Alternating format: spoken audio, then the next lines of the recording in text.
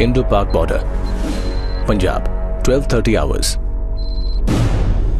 1 घंटे बाद यहाँ से इंडिया की सबसे सेंसिटिव ट्रेन्स में से एक गुजरने वाली है। यहाँ से लेके अटारी तक एस्कॉर्ट करेंगे। सिक्योरिटी एक अहम मुद्दा है। हर मंडे और थर्सडे को इस ड्रिल में कड़ी मेहनत की जाती है। बीएसएफ की रिस्पॉन्सिबिलिटी है कि पहले जब गेट खुलेगा तो एक पार्टी गेट के आगे जाएगी, गेट के आगे का इलाका सर्च करेगी, किसी प्रकार की सस्पेक्टेड कोई चीज छुपी तो नहीं है वहाँ पे।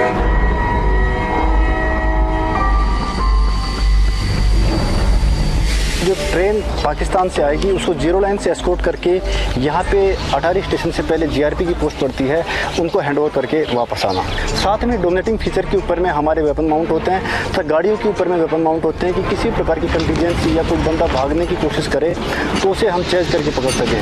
अटारी का high profile busy border Punjab के दूसरे बॉर्डर एरिया से बिल्कुल उलट है। इसकी उपजाऊ जमीन की वजह से पंजाब को इंडिया की ब्रेड बास्केट भी कहा जाता है। इसकी थोड़ी सी जमीन इंटरनेशनल बॉर्डर और फेंस के बीच में पड़ती है। एज अ किसान गार्ड बीएसएफ के जवान फार्मर्स की तलाशी लेते हैं, ये देखने के लिए कि कहीं कोई इलीगल एक्टिविटी तो नहीं चल रही। यहाँ पर जो फेंसिंग है और जीरो लाइन के बीच में 200-250 मीटर आगे तक किसानों का जमीन है। आगे हमारे जिस टाइम किसान जाते हैं उनको प्रॉपर हम चेक करते हैं और उनके साथ हम सुरक्षा गार्ड आगे भेजते हैं ताकि ऐसी जो सामान जो पाकिस्तान की तरफ से जैसे कि तस्करी का सामान होता है, हीरोइन वगैरह होता है और हथियार हमने हमारे कंट्री के अंदर नहीं आ सके।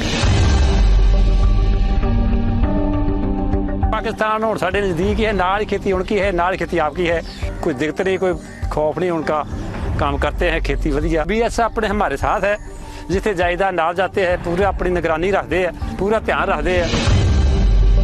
थोड़ी थोड़ी दूरियों पर भी बॉर्डर एरियाज एक दूसरे से बहुत अलग नजर आते हैं।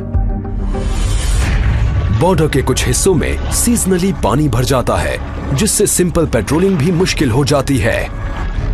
जवान अपनी पेट्रोलिंग ड्यूटीज घुटने तक के रबर बूट्स पहनकर करते हैं।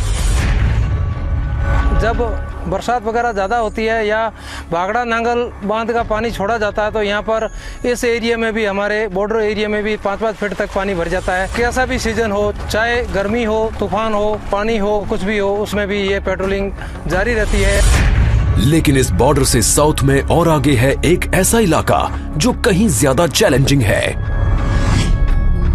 यहाँ दूर दूर तक कुछ दिखाई नहीं देता, फिर भी साल के ज्यादातर समय खारे पानी से ढकी रहने वाली इस बंजर जमीन की बराबर चौकसी की जाती है। ये है ग्रेट रन ऑफ कच्छ, दुनिया के सबसे बड़े सॉल्ट डेजर्ट्स में से एक।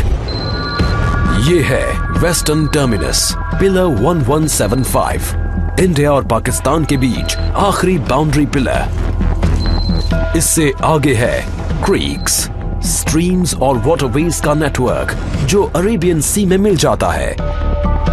और ये है सर क्रीक, इंडिया और पाकिस्तान के बीच डिस्प्यूटेड खाड़ी। समंदर शांत दिखता है, लेकिन साइक्लोनिक विंड्स 1 मीटर ऊंची लहरें उठाकर ऑपरेशंस में रुकावट डाल सकती हैं। समंदर में मौजूद बॉर्डर्स की चौकसी के लिए बीएसएफ का अपना वाटर विंग है। नदियों और समंदर की पहरेदारी के लिए इन फास्ट अटैक क्राफ्ट्स में लगे अल्ट्रा मॉडर्न कम्युनिकेशन सिस्टम्स इस्तेमाल किए जाते हैं। इस वेसल को हम रात को दिन में कभी मूव कर सकते हैं। लेटेस्ट टेक्नोलॉजी के हमारे जीपीएस है, रडार है, इको साउंडर दे रखा है, तो ये इसमें लेटेस्ट मैप्स इसमें फीड कर रखे हैं। इसमें हमने रूट मार्क कर रखे हैं, रात को सुबह हम कभी इसमें मार्च कर सकते हैं। सावला पीर क्रीक्स में ये एक ऐसी लैंड आउटपोस्ट है जो कई किलोमीटर के इलाके में हाईएस्ट पॉइंट है। बॉर्डरमैन हाई बूट्स और एंकलेट्स पहनते हैं ताकि उनके पैर जानलेवा सांपों से बच सके। वो इस वीरान पोस्ट पर साल के 6 महीने निगरानी रखते हैं।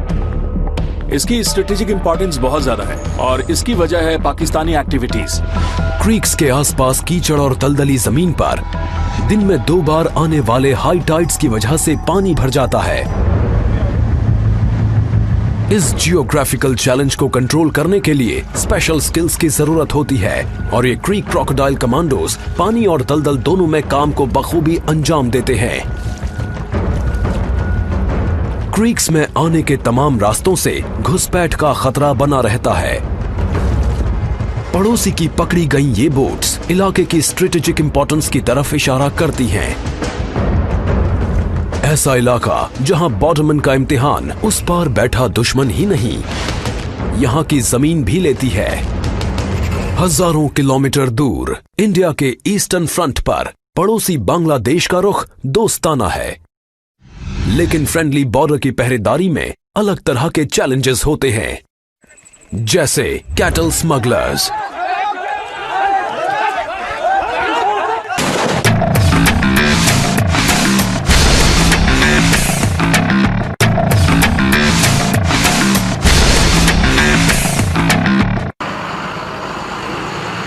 बांग्लादेश से सटा इंडिया का आड़ा तिरछा बॉर्डर 4000 किलोमीटर से ज्यादा लंबा है।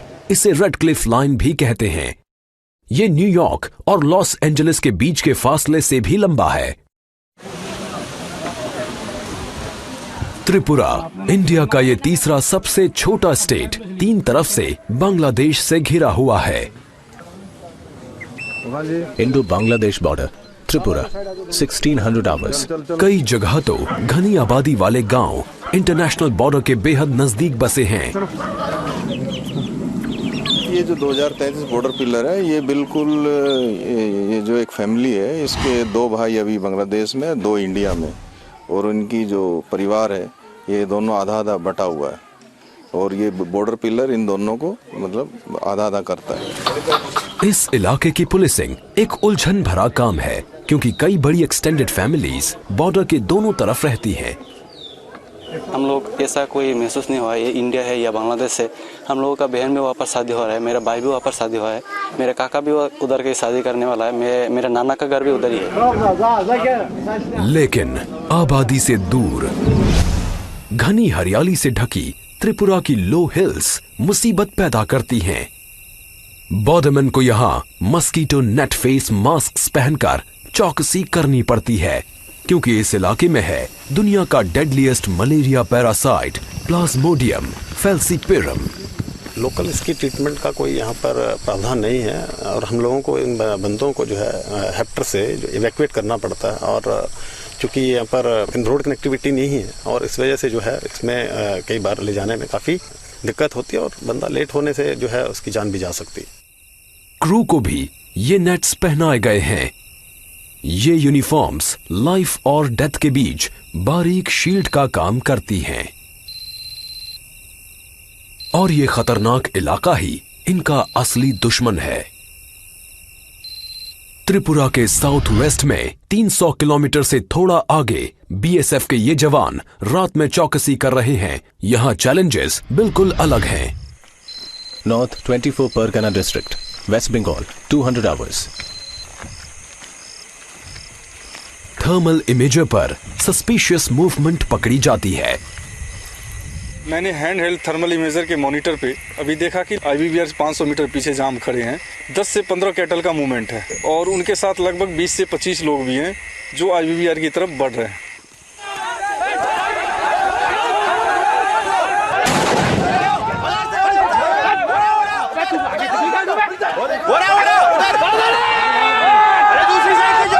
पीछा किया और पकड़ लिया।